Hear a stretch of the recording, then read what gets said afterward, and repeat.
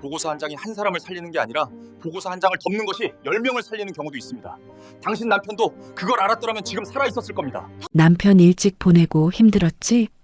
그래도 딸 하나는 키웠네. 박경미의 목소리는 낮았지만 주변 사람들에게 닿을 만큼 충분히 컸습니다. 기념 배지 예쁘다. 어머, 미안해. 5월의 연병장은 눈부셨습니다. 육군 학사장교 임관식 특유의 긴장감이 공기 속에 팽팽하게 걸려 있었고, 갓 임관한 소위들의 제복은 햇살을 받아 흰선이 날카롭게 빛났습니다. 관람석에는 가족들이 빼곡히 들어차 있었고, 여기저기서 카메라 셔터 소리와 낮은 환호성이 섞여 들렸습니다. 윤서진은 관람석 맨 끝자리에 앉아 있었습니다. 수수한 베이지색 정장, 굽이 낮은 단화, 화장기 없는 얼굴. 그녀 옆에는 아무도 없었습니다. 남편 자리는 12년째 비어 있었고 오늘도 그랬습니다. 그녀는 그 자리를 바라보지 않았습니다. 이미 오래전에 그 습관을 버렸습니다. 연병장 중앙에는 윤아람이 서 있었습니다. 12번째 줄, 3번째 자리. 서진은 딸의 위치를 한눈에 짚어냈습니다. 어깨가 반듯하고 시선은 정면을 향하고 있었습니다.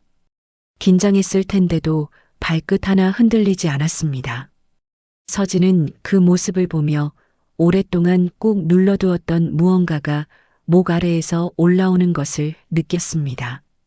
자랑스러움인지 안도인지 아니면 오래된 슬픔인지 스스로도 정확히 구분하지 못했습니다. 그때 박경미가 다가왔습니다. 고등학교 동창이었습니다. 서진과는 같은 반이었던 적도 있었고 한때는 점심을 같이 먹던 사이였습니다. 지금은 육군 군수사령부 소장 최도영의 아내였습니다. 그 사실이 박경미를 어떤 사람으로 만들었는지 서진은 몇 번의 우연한 만남에서 이미 파악하고 있었습니다. 박경미는 흰 재킷에 진주 목걸이를 하고 있었고 선글라스를 머리에 걸친 채 주변 사람들과 인사를 나누고 있었습니다. 그러다 서진을 발견하고는 마치 옛 친구를 만난 것처럼 반갑게 걸어왔습니다. 어머, 서진아. 여기 있었어? 서진은 자리에서 일어나 가볍게 고개를 끄덕였습니다.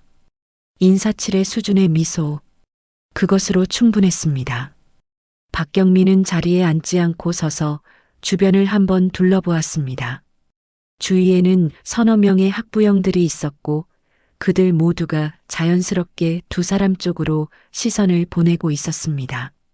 남편 일찍 보내고 힘들었지? 그래도 딸 하나는 키웠네. 목소리는 낮았습니다. 그러나 낮다고 해서 조용한 건 아니었습니다. 그 말은 연민처럼 포장되어 있었지만 내용은 달랐습니다. 혼자서 어떻게든 버텼구나. 그 뉘앙스가 공기 중에 퍼졌습니다. 주변 학부형들의 시선이 서진에게 잠깐 머물렀다가 흩어졌습니다. 서진은 아무 말도 하지 않았습니다. 침묵은 그녀가 가진 가장 오래된 무기였습니다. 박경미는 계속했습니다. 딸 이야기를 했고 남편의 진급 이야기를 했고 요즘 군 내부 분위기가 어떻다는 이야기를 했습니다. 서진은 그 모든 말들을 들으면서도 동시에 연병장 중앙의 하람을 눈에 담고 있었습니다. 그리고 바로 그 순간이었습니다. 하람이 임관 후 처음으로 수여받은 기념배지 작은 금빛 배지가 잠깐 들려있는 사이 박경미의 손이 스쳤습니다. 배지가 바닥에 떨어졌습니다. 작은 소리, 짧은 침묵. 그리고 박경미는 걸음을 옮기면서 굽 높은 구두 앞 끝으로 그것을 지나쳤습니다. 실수처럼 보였습니다. 아주 능숙하게 실수처럼 보였습니다. 서진은 배지를 내려다봤습니다. 바닥에 긁힌 자국이 나 있었습니다. 그녀는 몸을 숙여 배지를 집어들었습니다. 손수건으로 가볍게 닦았습니다. 그리고 박경미의 뒷모습을 바라봤습니다. 그 눈빛은 분노가 아니었습니다. 분노는 뜨겁습니다. 그것은 차가웠습니다. 오래 묵은 물처럼 깊고 고요하게 차가웠습니다. 서진은 그 배지를 손 안에 꼭 쥐었습니다. 손등에 핏줄이 도드라졌습니다. 연병장 중앙에서 하람이 경례를 올렸습니다. 바람이 불었고 제복깃이 살짝 흔들렸습니다. 아무것도 모르는 채로 딸은 그 자리에서 빛나고 있었습니다. 서진은 딸을 바라보면서 생각했습니다. 오늘은 그냥 엄마로 왔었다고. 조용히 보고 조용히 돌아갈 생각이었다고. 그러나 이제 그것은 달라졌습니다. 마음 한편에서 무언가가 조용히 그러나 확실하게 방향을 틀었습니다. 이제는 아니겠구나. 임관식 공식 행사가 시작될 무렵 사회자가 마이크를 잡았습니다. 단상 위의 목소리는 또렷하고 공식적이었습니다. 귀빈 소개가 이어졌습니다. 사단장, 참모, 지역 국회의원, 학교 측 관계자들의 이름이 차례로 호명되었습니다. 그리고 마지막 즈음이었습니다. 오늘 참석 예정이셨던 국방부 감사관실 차장 윤서진 준장께서는 공식 일정이 아닌 개인 자격으로 자리하셨습니다. 감사합니다. 사회자의 말은 짧았습니다. 그러나 그 파급은 짧지 않았습니다. 관람석 곳곳에서 시선이 움직였습니다. 몇몇 군복 착용자들은 반사적으로 자세를 고쳤습니다. 행사장 한편에 서 있던 최도영의 표정이 미세하게 굳었습니다. 그는 잠시 멈췄다가 천천히 관람석 방향으로 시선을 옮겼습니다. 수수한 정장의 여성이 맨 끝자리에 앉아 연병장을 바라보고 있었습니다. 박경미도 그 순간을 놓치지 않았습니다. 그녀는 남편의 소매를 가볍게 잡아당겼습니다. 두 사람은 낮은 목소리로 짧게 무언가를 주고받았습니다. 박경미의 얼굴에는 아까와 다른 감정이 스쳐 지나갔습니다. 당혹감인지 불쾌함인지 명확히 구분되지 않는 표정이었습니다. 서진은 그 모든 것을 알고 있었습니다. 국방부 감사관실 차장은 명목상 직함이 아니었습니다.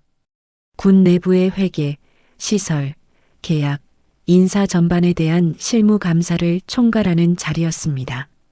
그 직함의 무게를 아는 사람들은 압니다. 감사관실 차장이 움직이면 서류가 먼저 뒤집힙니다. 사람보다 기록이 먼저 소환됩니다.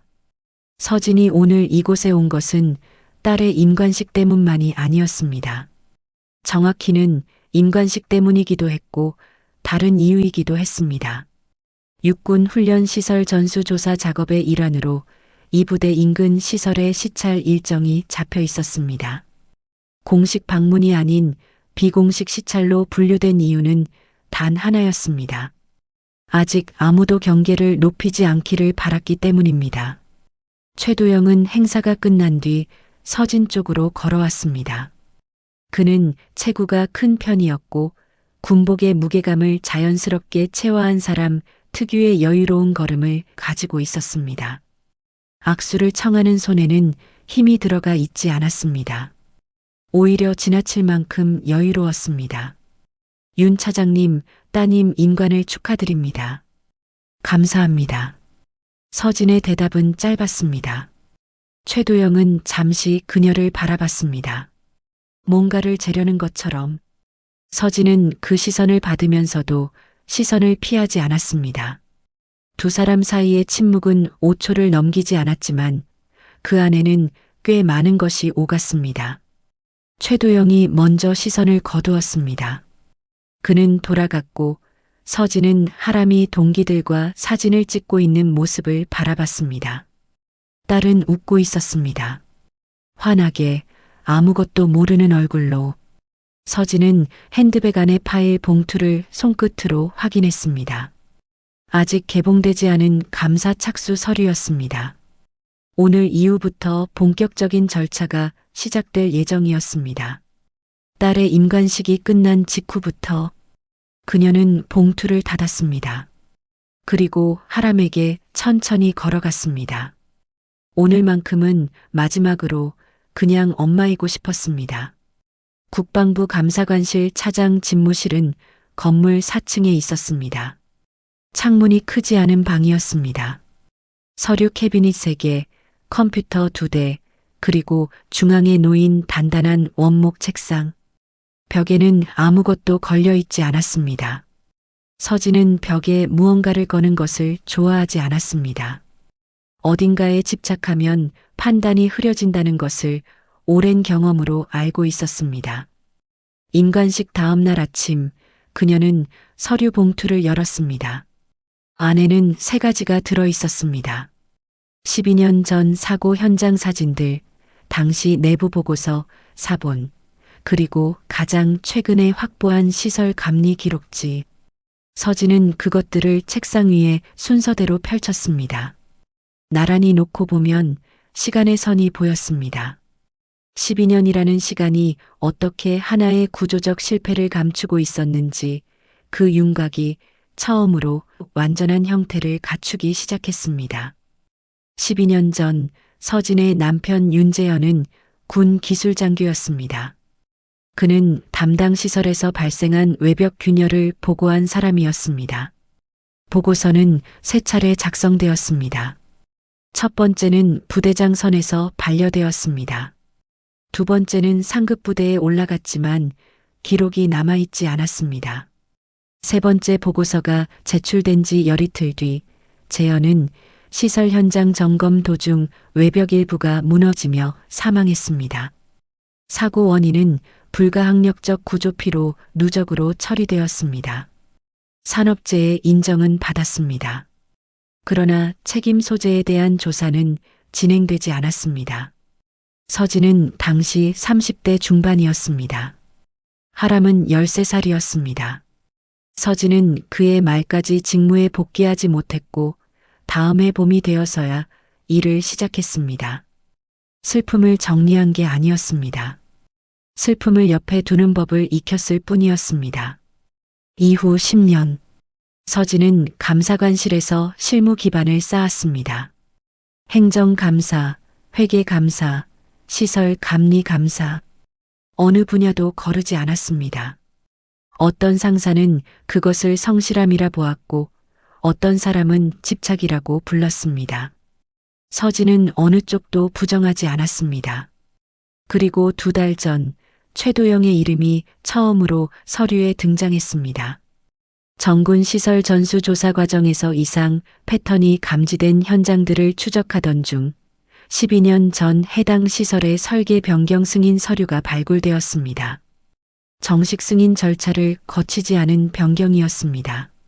설계 변경 이후 사용된 자재의 규격이 원안과 달랐습니다. 그리고 그 변경안에 결재 서명을 한 사람 중 하나가 당시 중령이었던 최도영이었습니다. 서진은 그 서류를 처음 확인했을 때 오랫동안 그 자리에 앉아 있었습니다. 분노는 오지 않았습니다. 오히려 이상할 만큼 고요해졌습니다. 심장이 천천히 그러나 규칙적으로 뛰었습니다. 마치 오래 기다려온 답이 예상했던 자리에 나타난 것 같은 차갑고 단단한 확신이었습니다. 그녀는 서류를 닫았습니다. 그리고 이번 감사의 방향을 처음으로 구체화했습니다. 군수사령부 관할 시설, 12년치 감리 기록, 자재 발주내역, 설계 변경 승인 이력, 그리고 최도영이 관여한 모든 결제 흔적. 서진은 감사 착수 전 마지막 절차로 조용히 내부 협조 요청서를 2개 작성했습니다. 하나는 시설관리단 파견 담당자 앞으로, 하나는 군 기록보관소 앞으로. 이번엔 묻히지 않습니다. 그것은 독백이었지만 선언이기도 했습니다. 창밖으로 국방부 청사 마당이 보였습니다. 봄이 되었는데도 바람은 차가웠습니다. 국방부 중회의실은 50명이 앉을 수 있는 공간이었습니다. 그날 오전 브리핑에는 각 군 시설 관련 실무 담당자들과 군수 개통 관계자들이 자리하고 있었습니다. 공식 안건은 정군 시설 안전 점검 계획 공유였습니다. 발표자는 국방부 감사관실 차장 윤서진이었습니다. 서진은 단상에 올라서기 전 자료를 한 번 더 확인했습니다.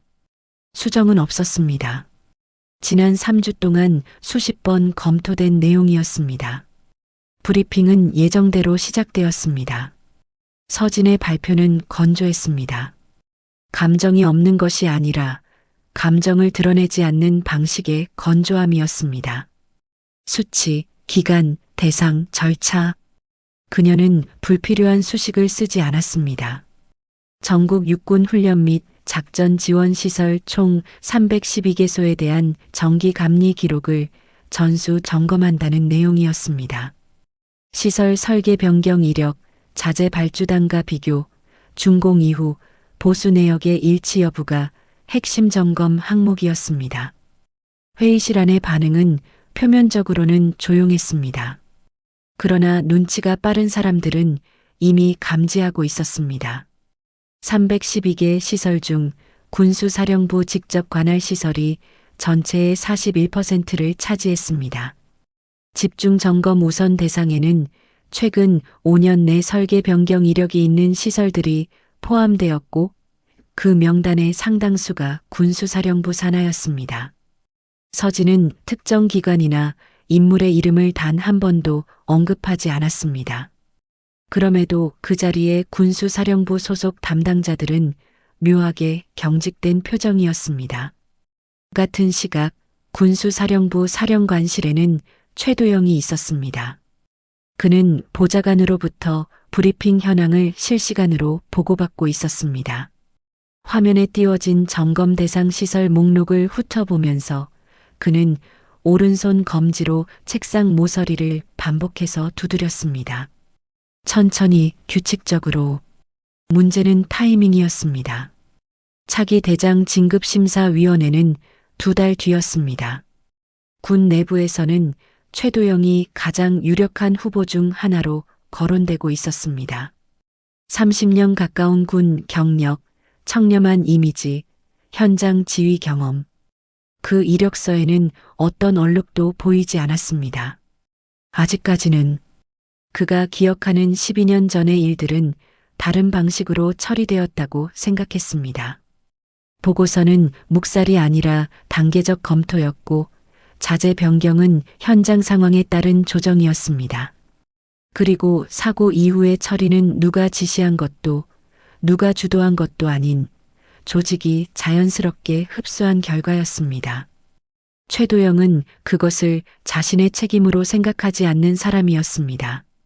조직 안에서 그런 방식으로 경력을 쌓아온 사람이었고 그것이 문제가 된 적이 없었습니다. 지금까지는.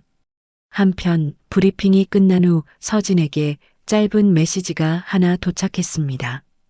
발신자는 저장된 번호가 아니었습니다. 말씀 나눌 수 있을까요? 중요한 게 있습니다. 서진은 번호를 확인했습니다. 군 시설 감리 기록에 등장했던 이름 중 하나였습니다. 현장 책임 담당 대령 김태원.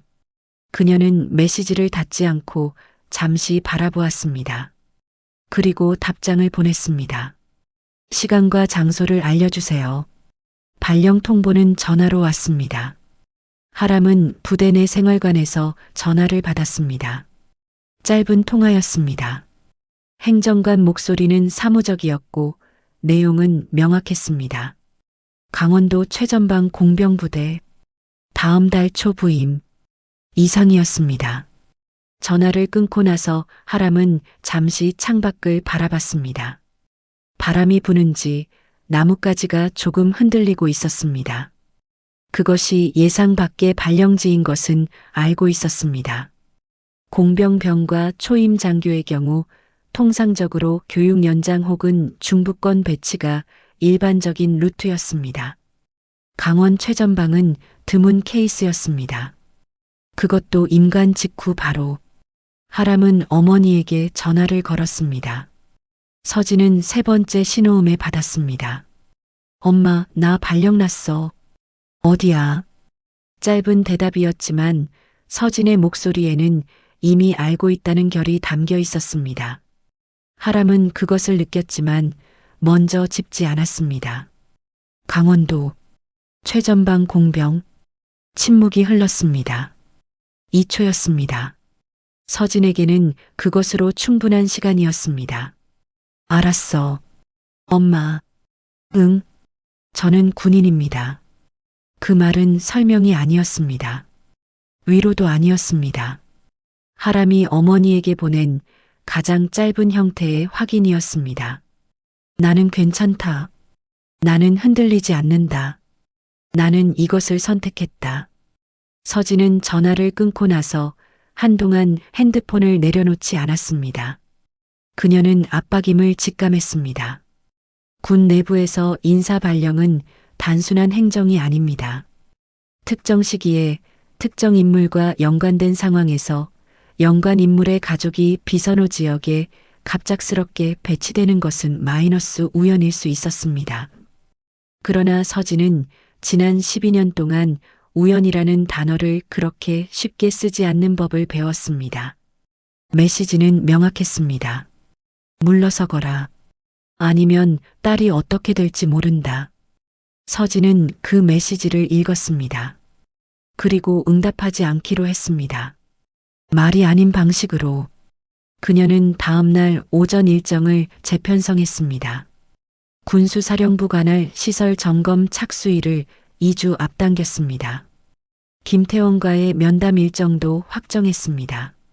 내부 협조 문서 발송 목록도 확장했습니다. 하람의 발령지는 바꿀 수 없었습니다. 그것은 서진도 알고 있었습니다. 딸이 입대를 선택한 순간부터 딸의 군 생활은 딸의 것이었습니다. 어머니의 직함으로 개입하는 것은 하람이 원하지도 않았고 서진이 허용할 수도 없었습니다. 그러나 이 감사를 멈추는 일도 없을 것이었습니다.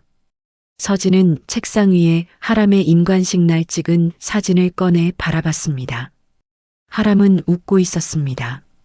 반듯한 어깨, 정면을 향한 시선, 그리고 그 사진 옆에는 남편 윤재현의 사진이 하나 있었습니다.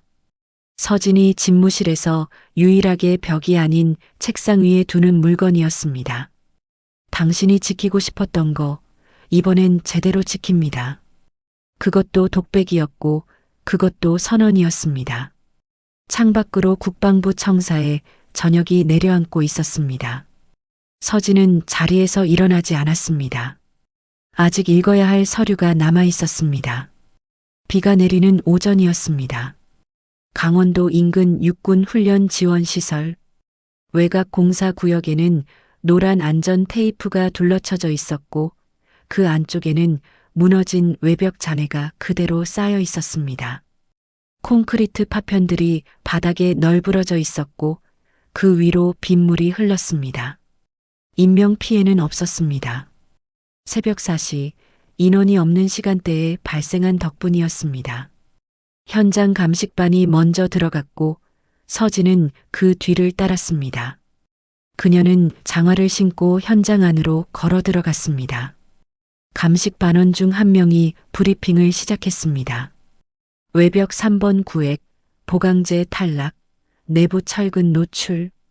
1차 육안 확인으로는 시공 당시 규격 미달 자재가 사용된 흔적이 있다는 내용이었습니다. 서진은 그 말을 들으면서 파편 중 하나를 주워들었습니다. 콘크리트 단면이 비정상적으로 거칠었습니다. 밀도가 낮다는 뜻이었습니다. 이 시설은 군수사령부 관할이었습니다. 감리 기록 마지막 갱신일은 3년 전이었습니다. 그 이후 보수 내역은 기록에 없었습니다. 현장을 둘러보는 내내 서진은 말을 아꼈습니다. 사진을 찍고 수치를 확인하고 파손 범위를 메모했습니다. 감식반원들은 그녀가 준장급 간부라는 것을 알면서도 현장에서의 그 태도에 익숙해지는데 시간이 걸렸습니다. 지시하는 것이 아니라 직접 확인하는 사람이었습니다. 점심이 지나갈 무렵 서진의 핸드폰이 울렸습니다. 김태원이었습니다. 지금 현장에 계십니까? 네. 저도 지금 근처입니다. 잠깐 뵐 수 있겠습니까? 서진은 감식 반원들에게 계속 작업을 이어가도록 지시하고 현장 외곽으로 나왔습니다. 빗속에 서 있는 김태원을 처음 마주한 것은 그때였습니다.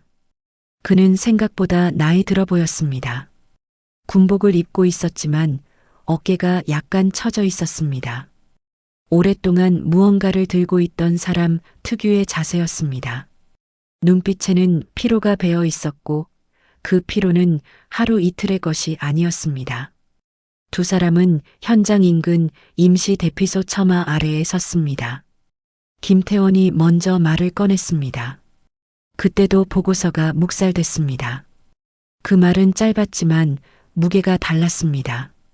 서진은 아무 말도 하지 않았습니다. 그가 계속할 수 있도록 공간을 남겨두었습니다.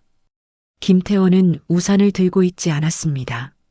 처마에서 떨어지는 빗물이 그의 어깨를 적시고 있었지만 그는 신경 쓰지 않는 것 같았습니다.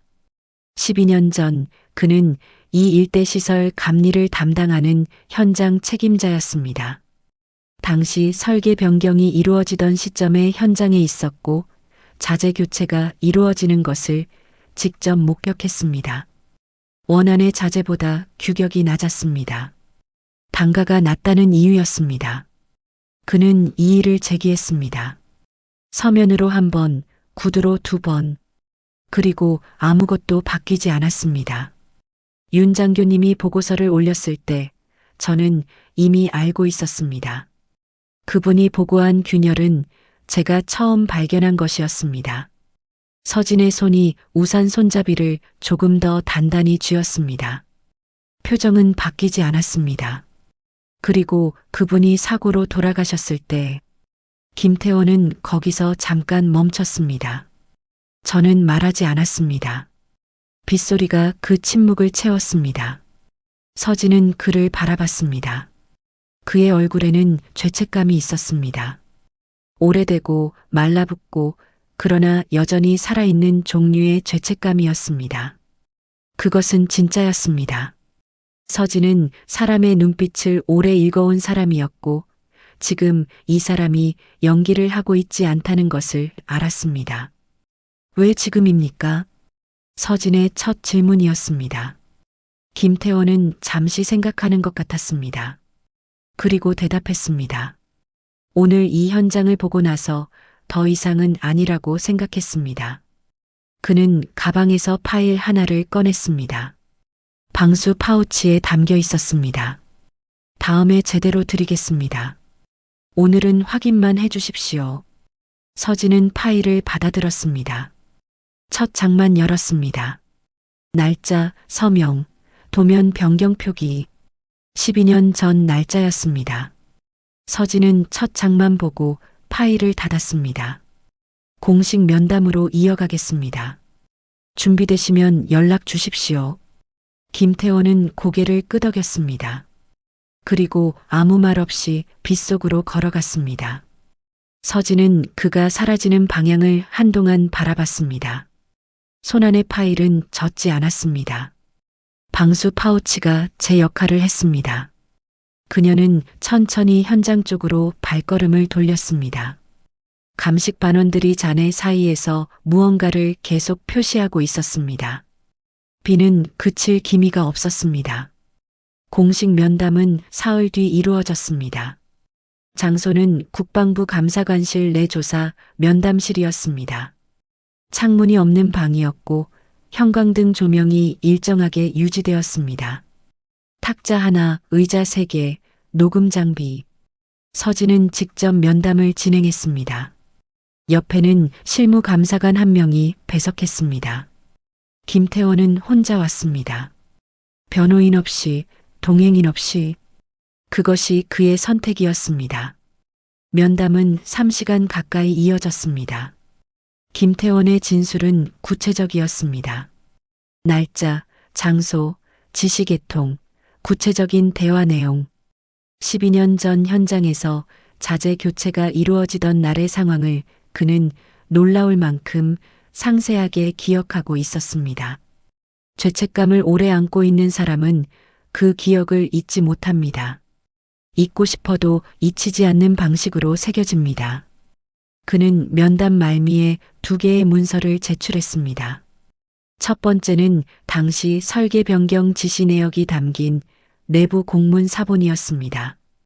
미승인 변경이었습니다. 정식 절차를 거친 흔적이 없었습니다. 두 번째는 그 공문에 첨부된 결제 라인 서류였습니다. 여러 이름들이 있었습니다. 그리고 그중 하나 결제 라인 3번째 칸에 최도영의 서명이 있었습니다. 당시 중령이었던 최도영의 서명이었습니다. 서진은 그 서류를 천천히 검토했습니다. 배석 감사관은 숨을 고르는 소리를 냈습니다. 서진은 아무 소리도 내지 않았습니다. 면담이 끝나고 김태원이 방을 나간 뒤 서진은 탁자 위에 서류를 그대로 두고 잠시 앉아 있었습니다. 배석 감사관이 조용히 물었습니다. 착수하십니까? 서진은 서류를 집었습니다. 착수합니다. 그것으로 감사 정식 착수가 결정되었습니다. 이후 일주일 감사관실은 조용히 움직이기 시작했습니다. 외부로 드러나지 않는 방식으로 군수사령부 관할 시설 전체의 자재 발주 내역이 수집되었습니다.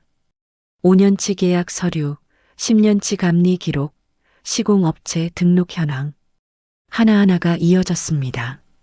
그리고 그 안에서 패턴이 보이기 시작했습니다. 특정 시공업체가 반복적으로 등장했습니다. 그 업체의 자재 단가는 표준 단가보다 평균 18% 높았습니다. 그러나 실제 사용된 자재의 규격은 표준보다 낮은 경우가 다수였습니다. 차액은 어딘가로 흘렀습니다. 흘러간 곳은 아직 특정되지 않았지만 방향은 보였습니다. 서진은 그 업체의 법인 등록 이력과 군 계약 이력을 병렬로 펼쳐놓고 검토했습니다. 법인 설립 시점과 군 계약 개시 시점이 일치했습니다. 그리고 그 시점은 최도영이 해당 계통에서 처음으로 결재권을 갖게 된 시점과도 겹쳤습니다. 우연히 3번 겹치면 우연이 아닙니다. 서진은 파일을 닫고 후임 감사관에게 지시했습니다. 업체 관련 계좌 추적 협조 요청을 금융감독원과 병행해서 진행할 것, 군 검찰 측에 비공식 사전 협의를 요청할 것, 그리고 이 모든 절차가 완료될 때까지 외부 유출은 없을 것. 감사관실 문이 닫혔습니다. 복도는 조용했습니다. 그러나 그 안에서 무언가가 분명히 움직이고 있었습니다. 조용하고 정확하고 멈추지 않는 방식으로.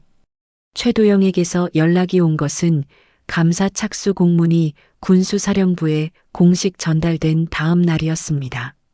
문자 메시지였습니다. 짧았습니다. 가능하시면 비공식으로 한번 뵙고 싶습니다. 차 한 잔 정도. 서진은 그 메시지를 읽고 바로 답장했습니다. 말씀하실 것이 있으시면 공식 면담으로 일정 잡겠습니다. 다음 날 최도영에게서 전화가 왔습니다. 서진은 받았습니다. 그는 처음에는 안부를 묻는 것처럼 시작했습니다. 최근 날씨 이야기, 하람 소위 발령지 잘 적응하고 있겠냐는 이야기. 서진은 그 도입부를 듣는 동안 어떤 반응도 보이지 않았습니다. 그리고 최도영이 본론으로 들어갔습니다. 이번 감사 방향이 조금 걱정됩니다. 시기가 시기인 만큼 어떤 부분이 걱정되십니까?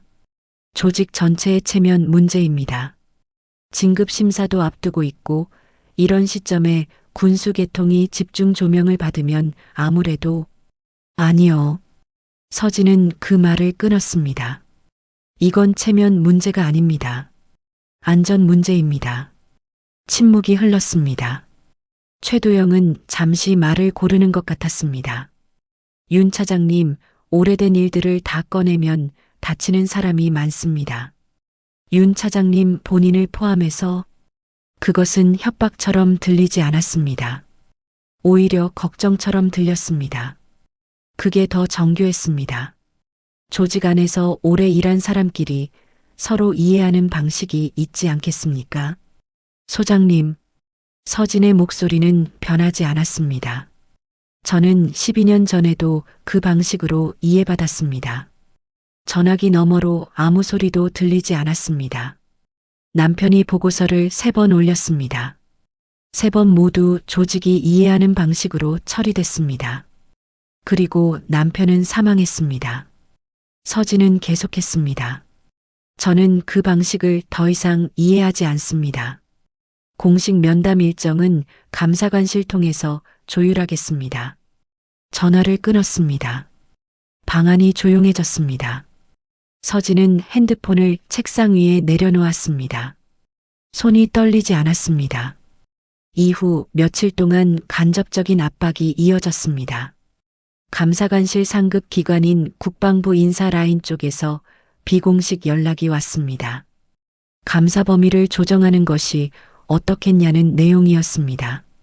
서진은 공문으로 답했습니다. 감사 범위는 최초 착수 공문에 명시된 대로 유지된다는 내용이었습니다. 그 다음에는 다른 채널이었습니다. 서진과 같은 기수의 동기 한 명이 점심을 제안했습니다. 오래 안면이 있는 사람이었습니다. 밥을 먹으면서 그는 우회적으로 말했습니다. 이번 건이 윗선까지 보고가 올라갔다는 것, 관심이 많다는 것, 그리고 잘 마무리하는 것이 서진에게도 좋을 것이라는 것. 서진은 밥을 다 먹고 차를 마셨습니다. 그리고 말했습니다. 잘 마무리하겠습니다. 동기는 그 대답이 자신이 원하는 의미가 아니라는 것을 알았습니다. 그날 밤 서진은 집에 돌아와서 처음으로 오래 앉아 있었습니다. 거실 불을 켜지 않은 채로 남편의 오래된 사진 한 장이 책상 위에 있었습니다. 그녀는 그것을 바라봤습니다. 12년이라는 시간이 무겁게 내려앉았습니다. 그러나 그 무게가 그녀를 누르지는 않았습니다. 오히려 반대였습니다. 그 무게가 그녀를 단단하게 붙잡고 있었습니다. 바닥에, 현실에, 지금 이 순간에 서진은 자리에서 일어났습니다. 불을 켰습니다. 책상 앞에 앉았습니다. 아직 검토해야 할 서류가 남아 있었습니다. 감사 결과 발표일은 목요일 오전 10시로 지정되었습니다. 국방부 대회의실 150석 규모의 공간이었습니다. 참석자 명단에는 각 군 참모부 관계자, 국방부 법무라인, 군 검찰 측 입회인, 그리고 언론 브리핑을 위한 공보 담당자들이 포함되어 있었습니다. 최도영은 참석 통보를 받았습니다. 거부할 수 없는 형태의 통보였습니다. 서진은 발표 전날 밤을 집무실에서 보냈습니다. 잠을 자지 않은 것이 아니었습니다. 잠이 오지 않았던 것도 아니었습니다. 다만 그 자리를 떠나고 싶지 않았습니다. 12년 동안 조각조각 모아온 것들이 하나의 문서로 완성되어 있었습니다. 그것을 눈앞에 두고 자리를 비우는 것이 이상하게 느껴졌습니다. 새벽 3시 서진은 남편에게 마지막으로 짧은 말을 건넸습니다. 사진을 향해서였습니다. 소리 내지 않았습니다. 입술만 움직였습니다. 이제 갑니다. 오전 10시 정각 서진이 단상에 올랐습니다. 회의실은 조용했습니다. 발표가 시작되기 전에 조용함이었는데 그것은 평범한 정적이 아니었습니다. 무언가를 앞두고 숨을 참는 사람들 특유의 팽팽하고 건조한 침묵이었습니다. 서진은 발표 자료를 열었습니다. 첫 번째 항목. 승인 절차 위반. 군수사령부 관할 시설 23개소에서 정식 승인을 거치지 않은 설계 변경이 확인되었습니다. 변경 시점은 2008년부터 2019년 사이에 집중되어 있었습니다. 승인 절차 없이 이루어진 변경은 구조 안전성 검토를 우회하는 결과를 낳았습니다. 그중 7개소는 현재도 운용 중인 시설이었습니다. 두 번째 항목. 자재단가 부풀리기. 특정 시공업체와의 반복 계약을 통해 표준 단가 대비 평균 18.4% 높은 금액으로 자재가 발주되었습니다. 실제 납품된 자재의 규격은 계약서 명시 기준에 미달하는 경우가 전체 계약의 61%에 달했습니다. 차액은 해당 업체 법인 계좌를 통해 분산되었으며 일부는 추적 가능한 형태로 특정 개인 계좌로 이체된 정황이 확인되었습니다. 세 번째 항목. 설계 변경 묵살. 12년 전 해당 시설 균열 관련 내부 보고서 3건이 정식 처리 절차 없이 소멸되었습니다. 당시 보고자는 사고로 사망했습니다. 사고 발생 시설은 미승인 설계 변경이 이루어진 구역과 동일한 외벽 구획이었습니다. 감사 결과 사고와 설계 변경 사이의 구조적 연관성이 확인되었습니다. 회의실 안에서 움직임이 생겼습니다. 누군가 자료를 넘기는 소리, 누군가 의자를 당기는 소리, 그리고 낮게 깔리는 숨소리들. 서진은 그것들을 듣지 않는 것처럼 발표를 계속했습니다. 결제 라인 서명 분석 결과가 화면에 올라왔습니다. 미승인 설계 변경 공문 다수에 공통적으로 등장하는 서명. 자재 발주 계약 결제 라인에 반복적으로 나타나는 이름. 그리고 내부 보고서 처리 경로 중 가장 마지막에 위치한 결제자. 세 가지 경로가 하나의 이름으로 수렴했습니다. 최도영. 그 이름이 화면에 표시된 순간 회의실은 완전히 조용해졌습니다. 서진은 화면을 바라보지 않았습니다. 정면을 봤습니다. 참석자들의 얼굴을 차례로 훑었습니다. 감정 없이, 그러나 놓치지 않는 눈으로. 최도영은 발표 내내 아무 표정도 짓지 않으려 하고 있었습니다. 그러나 그것이 오히려 표정이었습니다. 굳어있는 것은 감추는 것이 아니었습니다. 그 자체로 드러나는 것이었습니다. 발표가 끝났습니다. 서진은 마이크를 내려놓기 전에 마지막 한 문장을 덧붙였습니다. 이번 감사 결과는 군, 검찰에 정식 이첩되며 관련 시설 긴급 안전 점검은 오늘부로 즉시 착수됩니다. 그것이 전부였습니다. 이후의 절차는 빠르게 움직였습니다. 최도영에 대한 직위 해제는 당일 오후에 결정되었습니다. 차기 대장 진급 심사 대상에서도 제외되었습니다. 군 검찰 소환 통보는 사흘 뒤였습니다. 관련 업체에 대한 수사 의뢰도 병행되었습니다. 언론은 그날 저녁부터 움직이기 시작했습니다. 군 내부 비리, 12년 전 사망사건 재조명, 설계 변경과 사고의 연관성, 뉴스 헤드라인들이 쏟아졌습니다. 서진의 이름도 등장했습니다. 국방부 감사관실 차장, 윤서진 준장, 남편을 잃은 군인의 아내이자 그 죽음을 끝까지 추적한 감사관. 박경민은 그날 저녁 카메라 앞에 서야 했습니다. 남편의 직위 해제 발표 직후 군수사령부 정문 앞에는 취재진이 모였습니다. 박경민은 차에서 내리다가 카메라를 마주쳤습니다. 그녀는 멈췄습니다. 선글라스를 쓰고 있었지만 그 아래 표정을 감추기에는 역부족이었습니다. 고개를 숙였습니다. 한번 짧게 아무 말도 하지 않았습니다. 그리고 빠르게 건물 안으로 들어갔습니다. 서진은 그 장면을 보지 않았습니다. 그 시각 그녀는 집무실에 있었습니다. 텔레비전을 켜지 않았습니다. 서류를 정리하고 있었습니다. 감사 착수부터 결과 발표까지 생성된 문서들을 기록 보관 절차에 따라 분류하는 작업이었습니다. 조용한 작업이었습니다. 그러나 그 조용함은 빈 것이 아니었습니다. 12년 동안 쌓아온 것들이 제자리를 찾아가는 소리로 가득 차 있었습니다. 문이 두드려졌습니다. 후임 감사관이 들어왔습니다.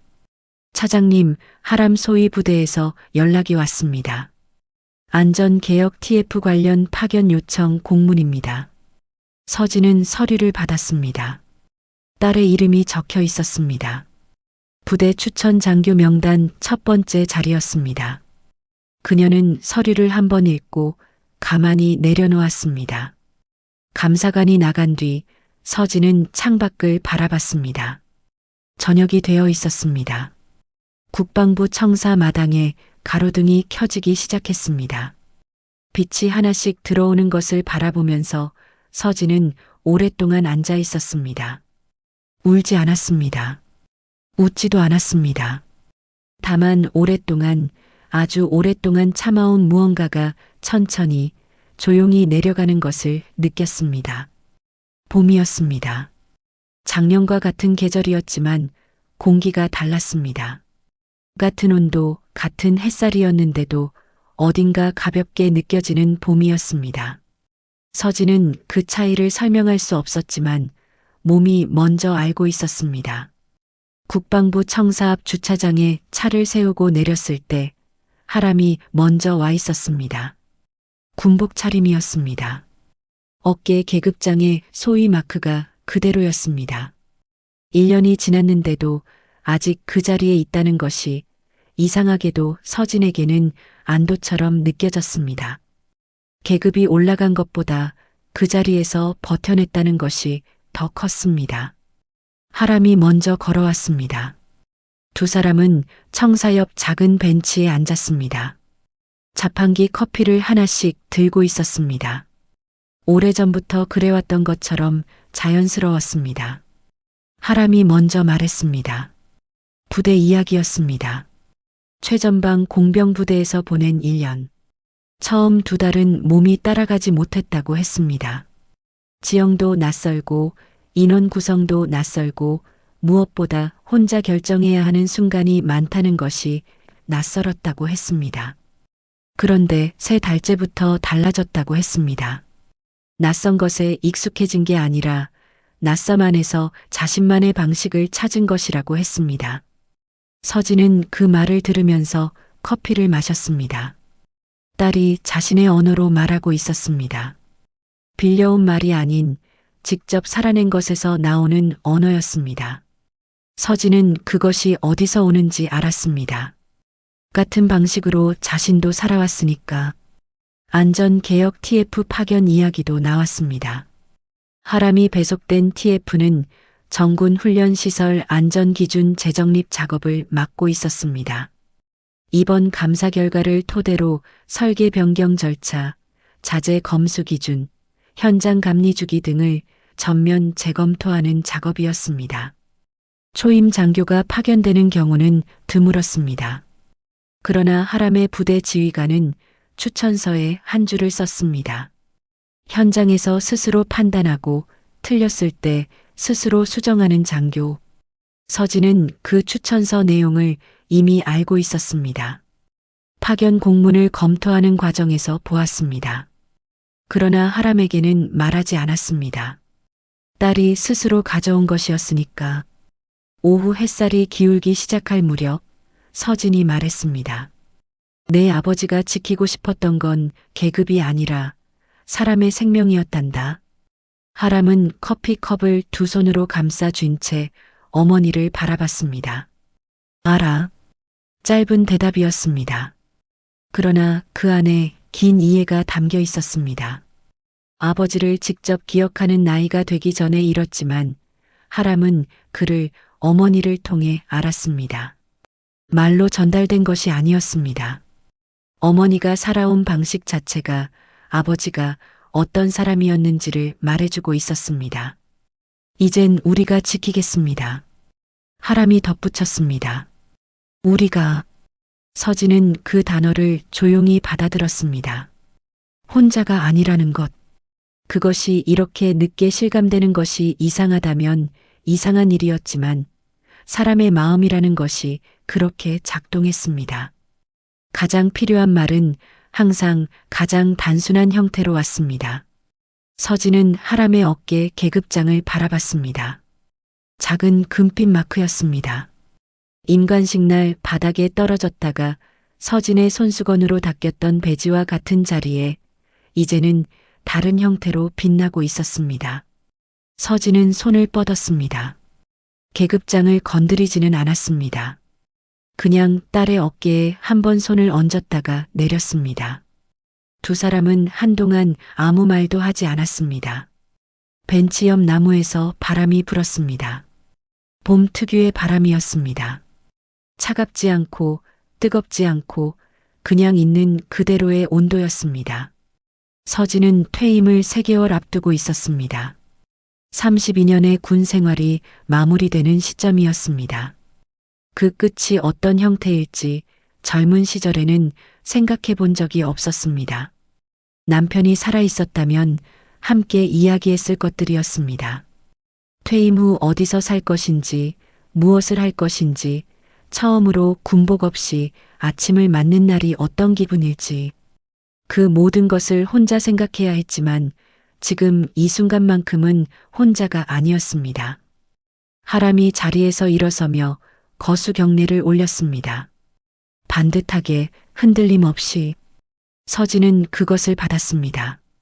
그리고 처음으로 오랫동안 닫혀있던 무언가가 열리는 것처럼 아주 조용하고 작게 웃었습니다. 창밖에는 봄 햇살이 가득했습니다.